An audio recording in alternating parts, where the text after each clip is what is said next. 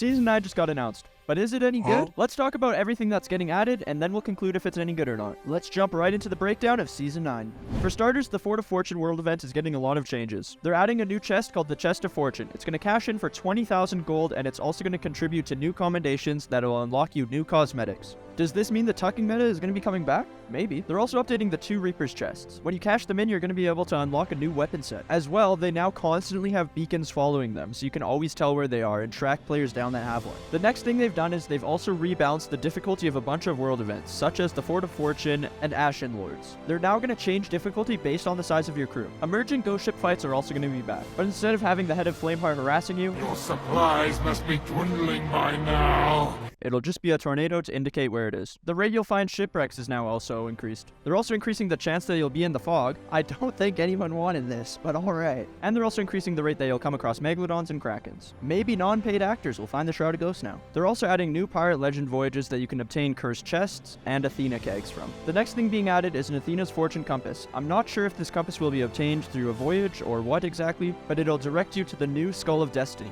which will give you access to all of the different flames of fate. As well, it can also be used as a ritual skull to activate the Fort of the Damned. New short-length pirate legend voyages are also being added, which can be bought for doubloons. And of course, there's going to be a new battle pass with 100 levels to unlock throughout the season. The premium items in the battle pass are going to be the Sting Tide cosmetics for both your ship and your pirate.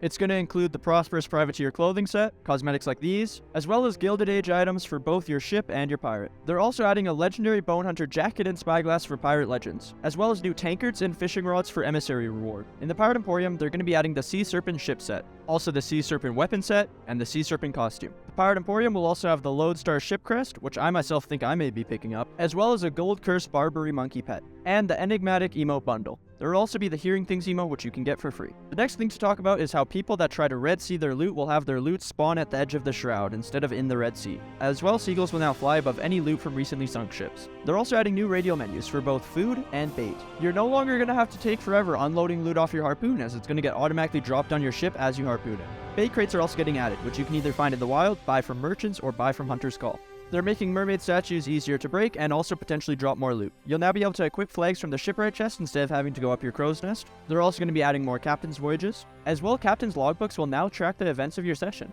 And boat captains will be able to sell Hunter's Call items to the Sovereign. As well, Steven Spoils has a new representative to sell things to. All of these changes and additions, as well as much more, are exactly what are coming to Season 9. Now let's talk about it. In my honest opinion, I feel like Season 9 is an update that doesn't necessarily have the most content. But the content that's there for the most part seems good to me, besides the fact that they increased the rate at which you'll end up in fog. Because since all I really do myself is PvP, it just makes the fights more tedious and annoying, if I do end up in a fog battle. But other than that, I'd say, yeah, it is going to be a good update. And I'm definitely looking forward to the Chest of Fortune and tucking on people and stealing it from them. If you're excited for Season 9, make sure you like this video and subscribe to my channel so you can see future content involving Season 9. As well, leave a comment letting me know what you're most excited for in Season 9. That concludes the video, so thanks for watching, guys. Have a good one.